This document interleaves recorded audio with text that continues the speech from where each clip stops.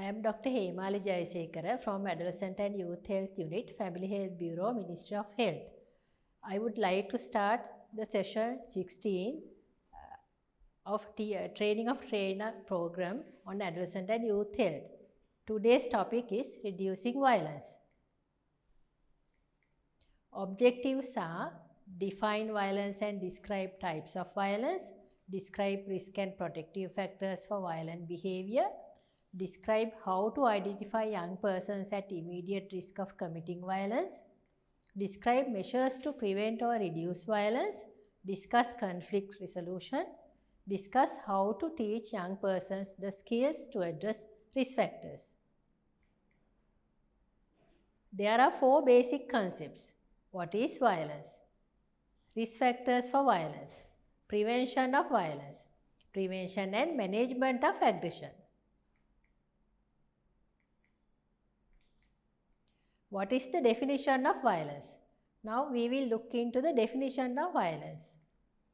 It is the intentional use of physical force or power, threatened or actual, against oneself, another person, or against a group or community that either results in or has a high likelihood of resulting in injury, death, psychological harm, maldevelopment, or deprivation.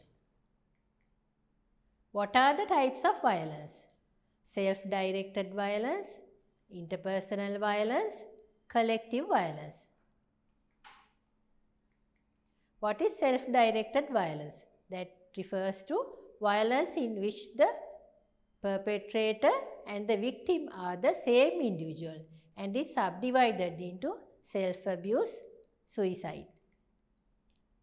What is interpersonal violence? Refers to violence between individuals and is subdivided as family and intimate partner violence, community violence.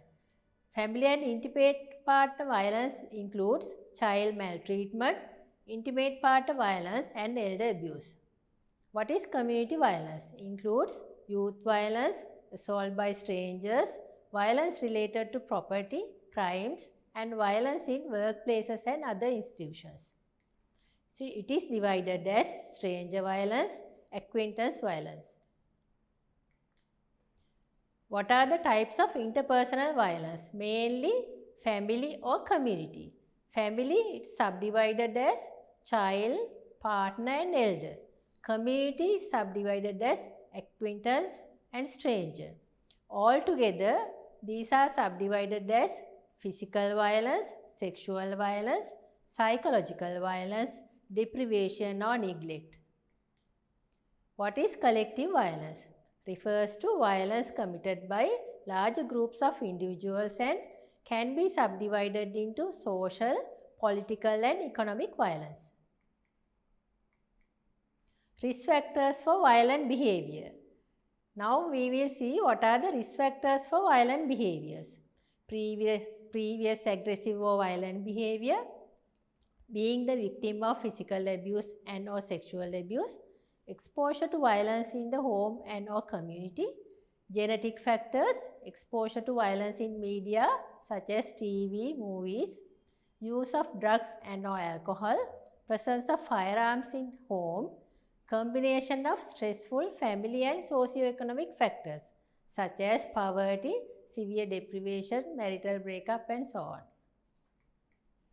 What are the risk factors as a broad groups? It is individual, family, society, school and peer groups.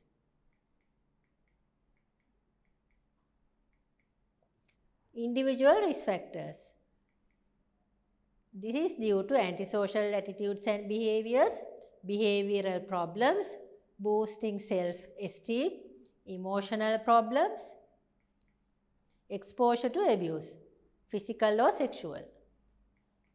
Other risk factors are exposure to violence such as media, genetic conditions, deficits in social, cognitive or information processing abilities, history of aggressive behavior, mental disorders such as attention deficit hyperactivity disorder or learning disorders, peer influence, weapons, presence at home and desire to carry them, stressful family and socio-economic factors, poverty, severe deprivation, marital breakup, single parenting and so on, and rejection, injustice and fear, lack of empathy, distorted thinking, always the victim. They consider themselves as the victims of unfair teachers, bullies, etc.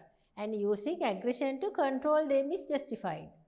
And temperamental nature such as angry and hot-tempered. Another risk factor is use of alcohol and drugs. And there are individual protective factors. What are those protective factors? Intolerant attitude toward deviance, high IQ, high academic achievement, high educational aspirations, positive social orientation, popularity acknowledged by peers, highly developed social skills or competencies, religiosity. What are the risk factors in family? Authoritarian child rearing attitudes, harsh disciplinary actions, low parental involvement, low emotional attachment to parents or caregivers, low parental education and income, parental substance abuse or criminality, family instability, poor monitoring and supervision of children, parents suffering from depression. Now we will look into protective factors in family. Connectedness to family or adults outside the family, ability to discuss problems with parents, perceived high parental expectations about school performance, frequent sharing of activities with parents, consistent presence of a parent at least during one of the following: when awakening, when arriving home from school, at evening meal time or going to bed. Involvement in social activities, parental or family use of coping skills when faced with problems. And there are peer-related risk factors. Those are association with aggressive peers, involvement in gangs, social rejection by peers, lack of involvement in normal activities, being abused in school by peers. And there are peer-related protective factors. Close relationships with non-deviant peers, membership in peer groups that do not approve of antisocial behavior. There are school-related risk factors. These risk factors are attending a poorly run or unsafe school, non-participation in extracurricular activities, poor performance in school, and there are school-related protective factors. Having relationships with peers in school who are non-deviant, commitment to school. Exposure to school climates that are characterized by intensive supervision, clear behavior rules, consistent negative reinforcement of aggression, engagement of parents and teachers. What are the social risk factors? Neighborhoods with aggressive behavior, neighborhoods involved in substance abuse, not being involved in pro-social activities, subjected to violence at home or in the community, socially isolated, outcast or withdrawn. There are social protective factors. These are involvement in pro-social activities, non-violent environment. Now we will look into characteristics of young persons who are likely to be violent. Please note that there is an overlap between the characteristics, risk factors and warning signs. These are subjected to emotional trauma such as physical violence, neglect of children, sexual abuse.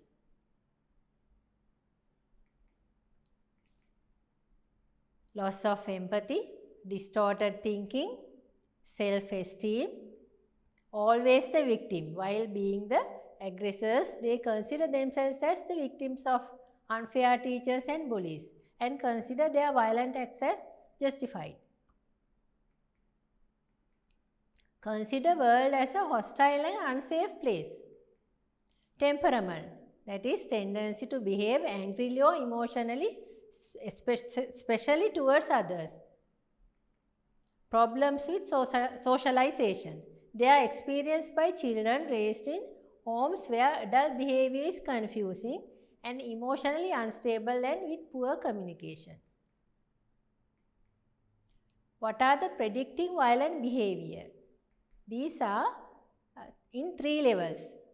First level of concern, from early warning signs. Second level of concern, from general warning signs. Third level of concern, immediate risk and danger. First level of concern, early warning signs are a combined history of setting fire, cruelty to animals, bedwetting. Second level of concerns are, we will look into warning signs. Socially isolated, outcast or withdrawn, feelings and behavior easily influenced by peers, victimized or treated badly by peers, alcohol or other drug use, dwelling on experience of rejection, on injustices or unrealistic fears, reacting to disappointments, increasing anger, aggression and destructive behavior, association with children known to be involved with morbid, destructive or violent behavior or fantasy, preoccupation or interest in destructive or violent behavior, fascination, interest or an obsession with weapons or potential weapons, depicts violent or destructive behaviors in artistic or other creative expressions. Now we will look into third level of concerns.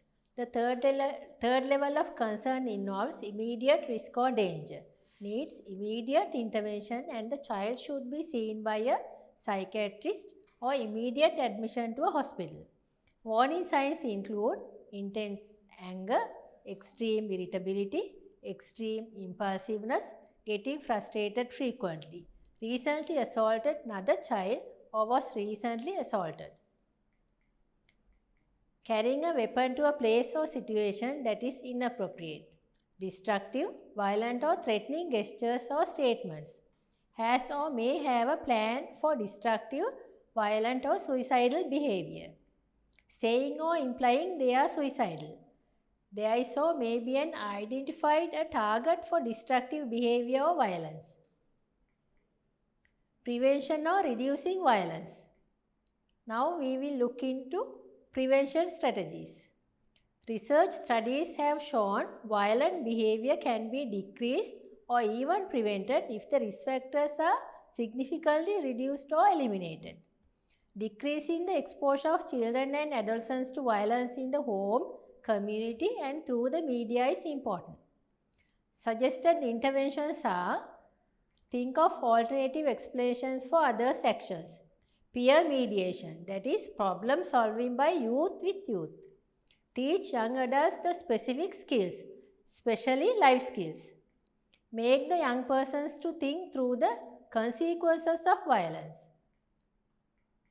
The following strategies can lessen or prevent violent behavior due to abusive environments they are exposed to.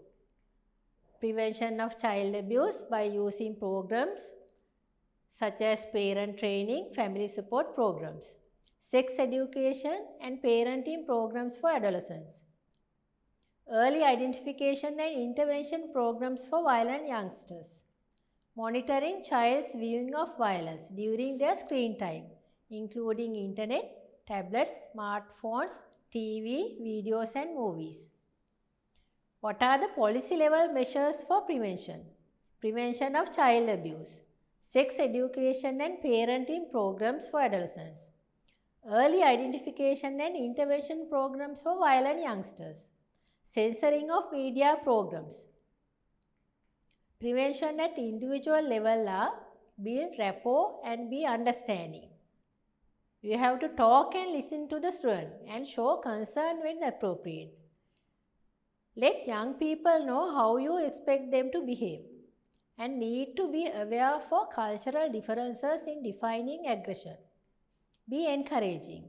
Offer praise and thanks for positive behaviors. Avoid power conflicts. Manage problems immediately as they arise and address even trivial problems. Become aware of triggers and eliminate situations or stresses that cause a young person to behave aggressively. Get them to look for alternative reasons for others' actions without always assuming that others wanted to hurt or harm the individual. Make the young person to imagine the worst consequences of violence. Make adolescents develop the life skills. Not allow adolescents expose themselves to violent programs, especially internet, tablets, smartphones, etc. Help them with conflict resolution. Now we will look into managing violence in schools. All staff have contact with the student need to be made aware of the behavior that may place the students themselves or other persons at risk. Student groups may also need to be made aware of some of the procedures in place to manage the risk. It is important that those informed understand the risk is associated with the behaviors rather than the student. The emphasis should be on the disorder rather than the student. These behaviors will generally be brought about by a medical condition, especially school medical inspection. It is often appropriate to inform relevant members of the wider school community. The wider participation requires the cooperation of students' parents but will result in increased understanding of the issues involved, improved cooperation from other parents and greater empathy displayed towards the student in question. What are the measures at school for prevention? All staff who have contact with the student need to be made aware of the behavior to avoid harming others. Student groups also need to be made aware of some of the procedures that can be adopted to manage the risk. It is important to understand that the risk is related to the behavior. The emphasis should be on the disorder rather than the student. It is often appropriate to inform relevant members of the wider school community to obtain the cooperation of the students' parents, which will further help to obtain the cooperation of other parents as well, and peer mediation, especially problem solving by youth with youth. What are the management of individual aggression? Ensure privacy during discussions. You have to stay calm and let the person feel that you care for him or her. Not to make any threats or warnings. Not to make generalizations such as you always do this. Offer other ways and means of solving the issue. Get the adolescent to concentrate on the way he or she is feeling and remove the target of aggression. Teach them problem solving and conflict resolution. Management of individual aggression include encourage them to take time for themselves. Explain consequences of violence such as losing jobs, imprisonment. Never condone violence. Explain that although anger is natural, violence is unacceptable. Be a role model. Get the help immediately if a young person threatens to damage property or hurt or kill himself or herself or someone else. Now we will look into conflict resolution. Ensure good relationship between the two parties. Treat both parties with respect, be polite, and discuss matters constructively. Identify the source of the problem. Look beyond the incident. The issue stated may not be the actual reason for the conflict, but the perceptions that led to the conflict. And listen carefully to different interests. Try to understand their points of view. Differentiate between problem and the person involved. Identify whether there are valid reasons for the conflict. Set out the facts. Decide together what the realities of the situation are that might have an impact on the decision. Request for solutions. That means request each party to suggest how the situation could be dealt with. Identify solutions both disputants. This can support identify the solutions that both parties agreed upon and select those. Explore options together. And finally, agreement. The mediator needs to get the two parties to agree to one of the alternatives chosen. What are the prevention at individual level? Become aware of triggers, get them to look for alternative reasons for others' action without always assuming that others wanted to hurt or harm the individual. Make the young person to imagine the worst consequences of violence. Make adolescents to develop life skills. Not allow adolescents expose themselves to violent programs in the internet, tablets and so on. Help them with conflict resolution. Now we will look into case studies. Case study 1 is Kamal is a 13-year-old boy studying in grade 8. Recently he has assaulted one of his classmates over a conflict between them regarding sports practices. Inquiring into his home background, it was revealed that his father comes home drunk and beats him up even for the slightest mistake he does. So discuss the measures taken to improve anger control by Kamal. Case study 2. Kamala is a 15-year-old girl studying in grade 10. Recently she has had an argument with a member of the netball team, and during this encounter she has verbally abused her teammate. Going into her personal history, it was found that she is into the habit of watching teledramas which depict violence. So, on discussion, it should be noted that certain risk factors such as poverty and lack of education cannot be changed. But physical abuse, sexual abuse of family members after drinking can be changed. Therefore, the latter should be considered when addressing issues relevant to both case studies. Unchangeable risk factors help identify target groups only and need attention. In case study 1, to see if there are any areas we can address. For example, some people do not abuse their father even when he is drunk, and some fathers do not abuse their children even when they are drunk. Another approach is to talk to the father about the consequences of beating his son. He can say that he does so only to correct his son's mistakes. Kamal's side teach life skills about critical thinking and decision-making skills. Now we will look into case study 2. Here too, the ideal is to identify and address the factors that can be changed. Kamala advising her on how the environment affects one's behavior and how she can understand what is constantly being shown through the media or as the norm. So you need to explore the reason why she verbally abused her teammate. They should both resolve the conflict. Parents' side advise children to limit TV time and be selective about what they watch. There are limitations in violence prevention. Identify the beliefs and emotions in children who act violently is not difficult. However, it is hard to know how to correct them. Scare tactics, punishments, and threats only give support to the child's negative, antagonistic beliefs, creating an even more dangerous young adult. The task of healing the emotional wounds that underlie hostile behavior is considered difficult. Thank you.